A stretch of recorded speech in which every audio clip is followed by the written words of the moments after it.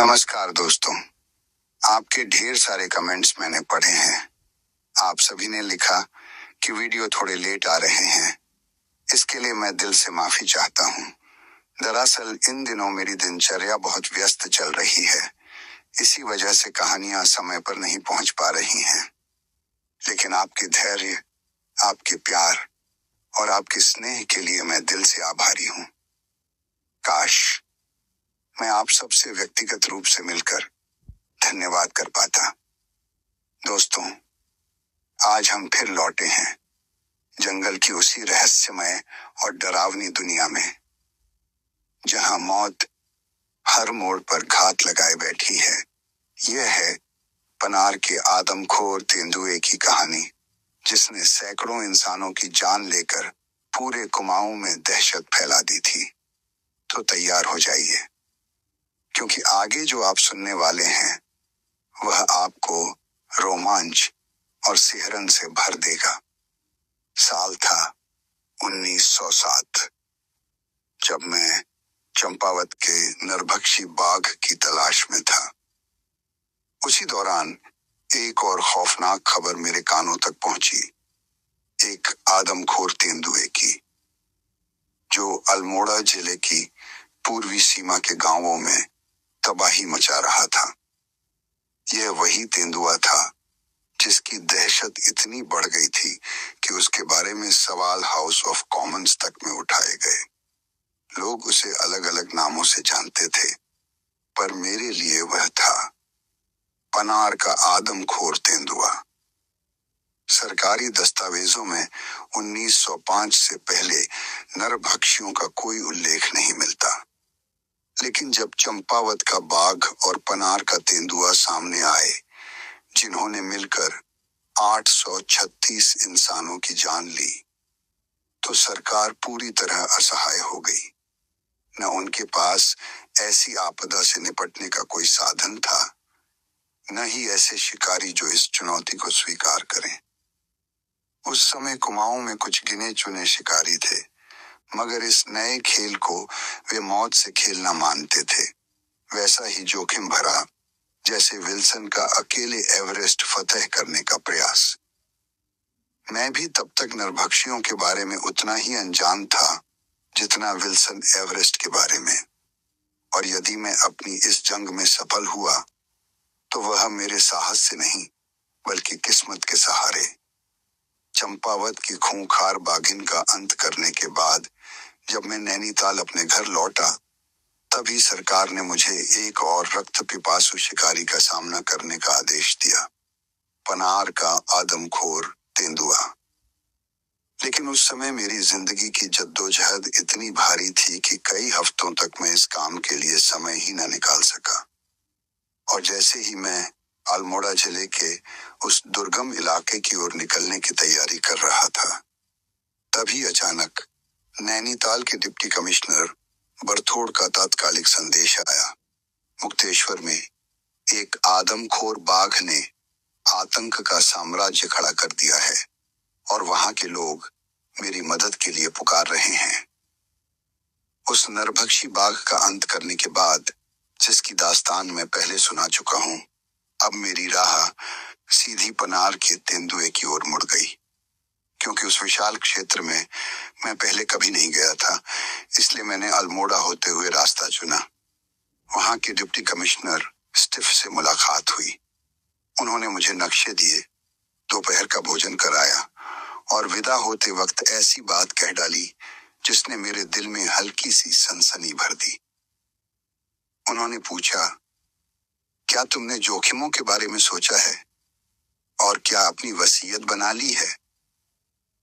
नक्शे में 2 रास्ते दर्ज थे, एक पिथौरागढ़ की ओर पनवनावला से और दूसरा डब्बीधुरा सड़क पर लामगरा से। मैंने लामगरा का रास्ता चुना। दोपहर के भोजन के बाद मन में हिम्मत बांधकर मैं अपने एक नौकर और 4 सामान ढोने वाले मजबूत पहाड़ी आदमियों के साथ सफर पर निकल पड़ा। खैरना से 14 मील का कठिन पैदल सफर हम पहले ही तय कर चुके थे। फिर भी जवानी और जोश हमें और आगे बढ़ने को मजबूर कर रहे थे। ज्यों ही चांदनी अपने पूरे शबाब पर पहुंची, हम एक छोटे सुनसान भवन पर पहुंचे। टूटी फूटी दीवारों पर लिखावट और बिखरे कागज देखकर अंदाजा हुआ कि यह कभी स्कूल रहा होगा। मेरे पास तंबू नहीं था और दरवाजा बंद था, लिहाजा मैंने अपने साथियों के साथ आंगन में ही रात गुजारने का निश्चय किया। यह आंगन 20 फीट का चौकोर, 3 ओर से मात्र 2 फीट ऊंची दीवारों से घिरा था और चौथी ओर स्कूल की इमारत खड़ी थी। हम पूरी तरह निश्चिंत थे, क्योंकि अभी हम नरभक्षी तेंदुए के असली इलाके से कई मील दूर थे। पर उस रात की चांदनी और उस वीराने का सन्नाटा कुछ और ही इशारा कर रहे थे। स्कूल के पीछे जंगल में ईंधन की कमी न थी और देखते ही देखते मेरे आदमियों ने आंगन के कोने में आग जला दी, जिस पर मेरा नौकर मेरा खाना पकाने में जुट गया। मैं बंद दरवाजे से पीठ टिकाए बैठा था, सिगरेट के धुएं में डूबा। तभी मेरा नौकर एक बकरे की टांग सड़क की ओर बनी नीची दीवार पर रखकर आग की तरफ मुड़ गया और तभी मेरी आंखें थम सी गईं। उस दीवार के पार से अचानक तेंदुए का सिर उभरा। वह नजर सीधे मेरी ओर गड़ी थी। मैं मंत्रमुग्ध सा जड़ हो गया। जैसे ही नौकर कुछ कदम दूर गया, तेंदुआ झपटा, मांस दबोचा और बिजली सी फुर्ती से सड़क पार कर जंगल में गायब हो गया। मांस एक बड़े कागज पर रखा था जो साथ चिपक गया। कागज की खड़खड़ाहट सुनकर मेरा नौकर समझा कोई कुत्ता मांस उठा ले गया है। वह चिल्लाते हुए भागा, मगर जैसे ही उसने देखा कि सामने तेंदुआ है, उसकी रफ्तार और भी तेजी से मेरी तरफ मुड़ गई और मैं अपनी हंसी रोक ही न सका। बेचारे की आंखों में शिकायत थी। हुजूर, वो आपका खाना था। अब आपके लिए मेरे पास और कुछ नहीं बचा। खैर, थोड़ी मशक्कत के बाद उसने ऐसा भोजन तैयार किया कि मैंने भी जमकर खाया और शायद उतने ही स्वाद से वह भूखा तेंदुआ भी अपनी दावत उड़ा चुका था। अगली सुबह हम जल्दी ही रवाना हुए। लामगरा होते हुए शाम ढले पहुंचे डोल डाक बंगले, जो आदमखोर के इलाके की सीमा पर था। अगले दिन गांव-गांव घूमते, पगडंडियों पर तेंदुए के पग चिन्ह तलाशते हुए मैं एक सुनसान घर पहुंचा। पत्थरों से बना, स्लेट की छत वाला, खेतों और झाड़ियों से घिरा हुआ, और यहीं पगडंडी पर मुझे मिले एक विशाल नर तेंदुए के ताजा निशान। ज्यों ही मैं आंगन में पहुंचा, घर की बालकनी से एक नौजवान उतरा। उम्र मुश्किल से 22-23 साल, चेहरे पर गहरी पीड़ा और आंखों में भय। कंपाती आवाज में उसने जो बताया सुनकर रोंगटे खड़े हो गए। पिछली रात वह और उसकी पत्नी खुले दरवाजे के पास जमीन पर सो रहे थे। तभी नरभक्षी तेंदुआ बालकनी पर चढ़ आया और झपटकर उसकी पत्नी का गला दबोच लिया। वह उसे घसीटकर कमरे से बाहर ले जाने ही वाला था कि पत्नी ने चीखते हुए पति का हाथ पकड़ लिया। पल भर में हालात समझकर युवक ने एक हाथ से पत्नी को थामा और दूसरे से दरवाजे की चौखट पकड़ ली। पूरी ताकत से झटका दिया और पत्नी को छुड़ाकर दरवाजा बंद कर लिया। उसके बाद पूरी रात पति पत्नी कमरे के कोने में सिमटे कांपते रहे, जबकि दरवाजे पर आदमखोर तेंदुआ पंजे मार मार कर लकड़ी तोड़ने की कोशिश करता रहा। बिना हवा के उस तपते कमरे में पत्नी के गले के जख्म सड़ने लगे और सुबह होते होते दर्द और डर से वह बेहोश हो गई। पूरा दिन वह बेचारा आदमी अपनी पत्नी के पास बैठा रहा। बाहर जाने की हिम्मत न थी। डर था कि कहीं तेंदुआ लौटकर पत्नी को उठा न ले जाए और फिर नजदीकी पड़ोसी तक पहुंचने के लिए 1 मील लंबा झाड़ झंखाड़ वाला जंगल पार करना उसके लिए मौत को दावत देने जैसा था। जैसे जैसे अंधेरा गहराने लगा, उसकी सांसें थमने लगीं। दूसरी भयावह रात के ख्याल से वह टूट चुका था। तभी उसने मुझे आते देखा और मेरी ओर दौड़ पड़ा। मेरी बातें सुनने के बाद मुझे अब हैरानी न रही कि वह मेरे पैरों पर गिरकर फूट फूट कर क्यों रो रहा था। मेरे सामने बेहद कठिन परिस्थिति थी। उस जमाने में सरकार से मैंने कभी यह नहीं मांगा था कि जिन इलाकों में नरभक्षी आतंक फैलाते हैं वहां प्राथमिक इलाज की व्यवस्था हो। अल्मोड़ा, जो 25 मील दूर था, ही सबसे नजदीकी जगह थी जहां से मदद मिल सकती थी। और अगर मैं मदद लेने चला जाता तो इस बेचारे आदमी का मानसिक संतुलन पूरी तरह बिगड़ जाता। उसने जितना सह लिया था शायद कोई और सह भी न पाता। उसकी पत्नी, जो मुश्किल से 18 बरस की थी, जब तेंदुए ने गला दबोचा तो उसे खींचने के चक्कर में तेंदुए के पंजे उसकी छाती में धंस गए थे। 4 गहरे घाव तपते कमरे में, जहां न खिड़की थी न हवा, जख्म सड़ चुके थे और मक्खियां भिनभिना रही थीं। उसकी हालत इतनी गंभीर थी कि बचने की उम्मीद लगभग न के बराबर थी और इसी वजह से मैंने मदद लाने का विचार त्याग दिया और रात उसी आदमी के साथ बिताने का फैसला किया। घर की लंबी बालकनी तख्तों से ढकी थी और नीचे लकड़ियों का भंडार। हमने लकड़ियां हटाकर एक कोना साफ किया जहां मैं पीठ दीवार से लगाकर बैठ गया। आदमी अपनी पत्नी के पास चला गया और दरवाजा खुला रखने का वादा किया। उसने कांपती आवाज में कहा, साहब, तेंदुआ आपको जरूर मार डालेगा, फिर मेरा क्या होगा? मैंने बस इतना कहा, दरवाजा बंद कर लेना और सुबह का इंतजार करना। अब असली परीक्षा शुरू हुई। चांद अभी पूरा नहीं था और थोड़ी देर अंधकार जरूर छाएगा। यही अंधेरा मुझे सबसे ज्यादा खा रहा था। कहीं तेंदुआ पास ही झाड़ियों में घात लगाकर न बैठा हो। आधा घंटा बीता ही था कि सन्नाटे को चीरती सियार की चेतावनी भरी आवाज गूंजी, फ्यों फ्यों। यह आवाज तभी निकलती है जब आसपास मौत मंडरा रही हो। मेरी आंखें अंधेरे को चीरने की कोशिश कर रही थीं और दिल दुआ कर रहा था कि जल्दी से चांद पूरब की पहाड़ियों के ऊपर निकल आए। मिनटों ने घंटे का रूप लिया। सियार चुप हो गया। धीरे धीरे चांद निकला और सामने की जमीन पर उजाला फैल गया। चारों ओर शांति थी। सिर्फ ऊपर कमरे से आती उस घायल औरत की कराहट सुनाई दे रही थी। समय खिंचता गया। चांद आसमान पर चढ़ा, फिर ढलने लगा।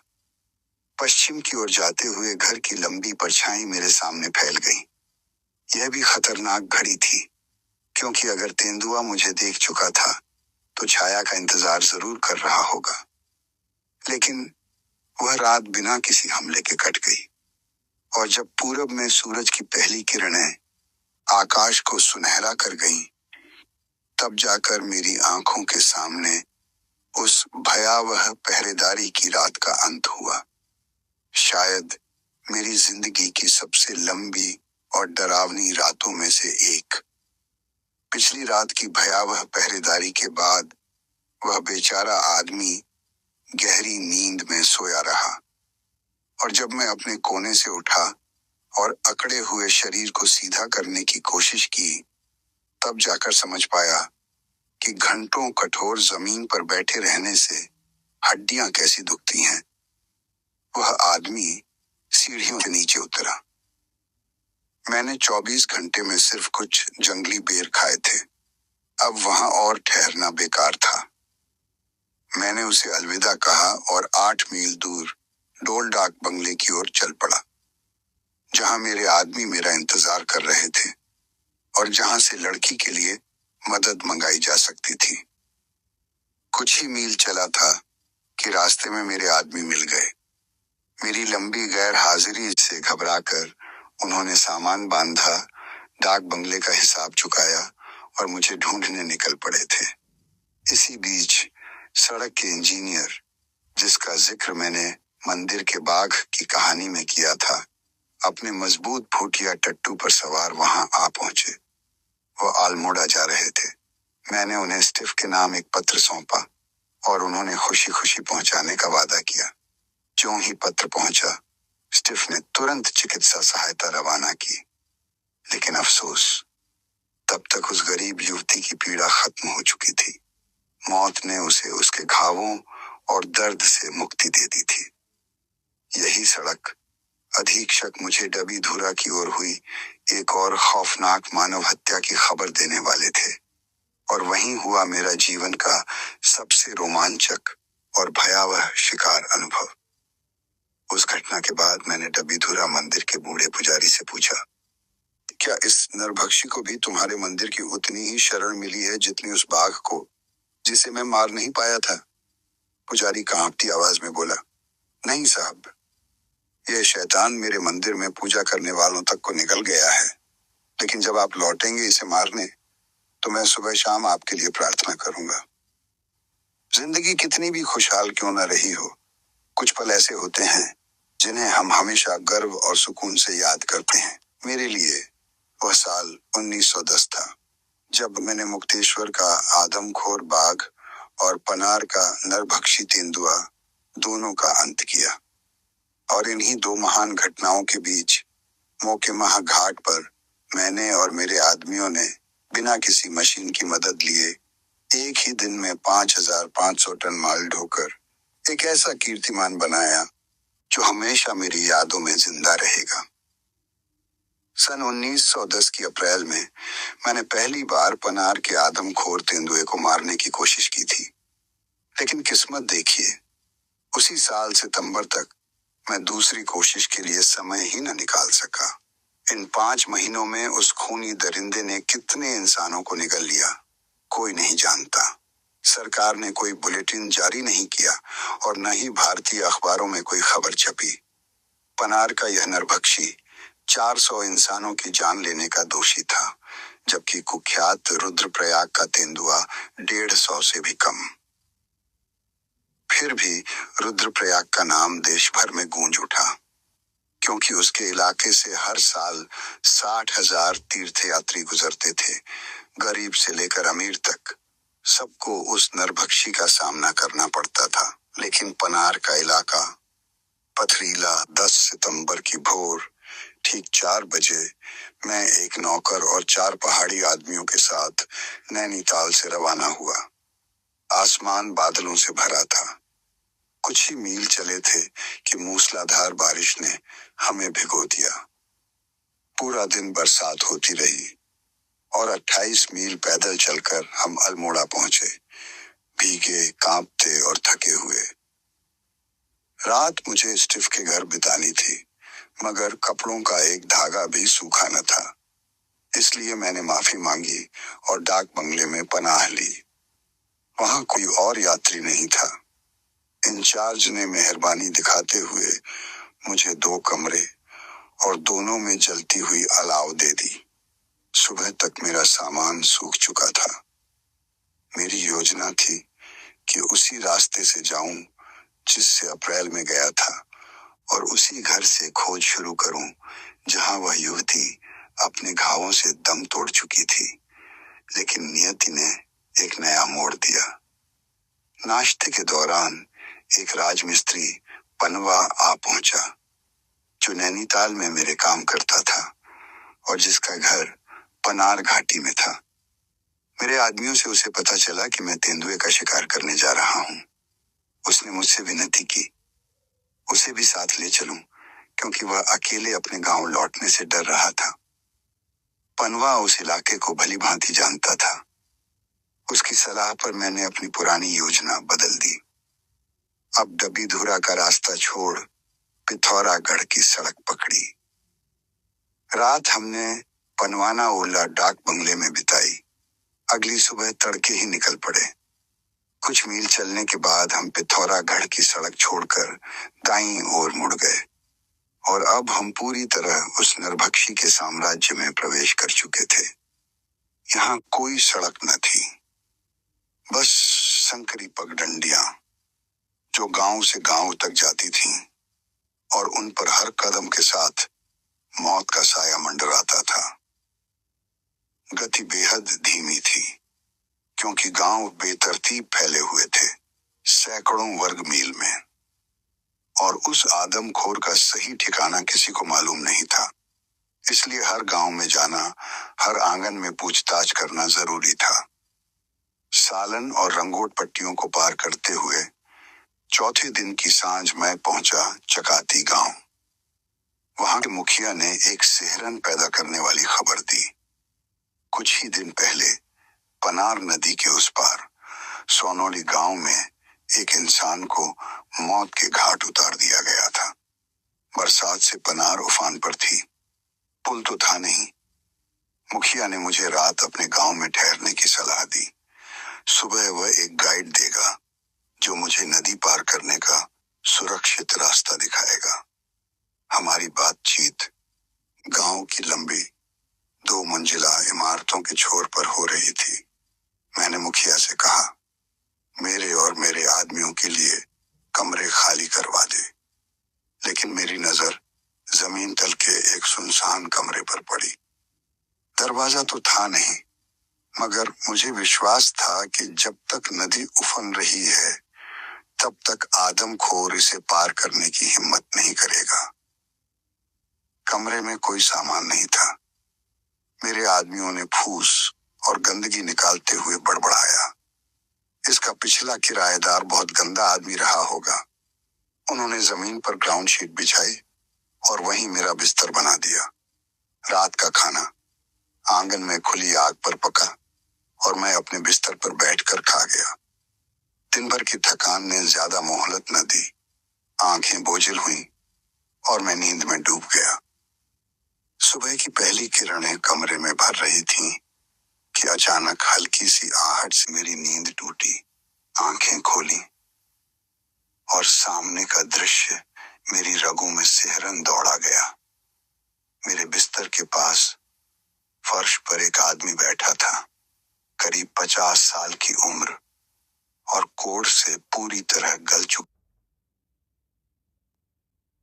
शरीर। उसने मेरी आंखें खुलती देख ठंडी आवाज में कहा, उम्मीद है साहब आपने मेरे कमरे में रात आराम से गुजारी होगी। मैं 2 दिन अपने दोस्तों के गांव गया था और लौटकर आपको अपने कमरे में सोता पाया, इसलिए आपके जागने तक चुपचाप यहीं बैठा रहा।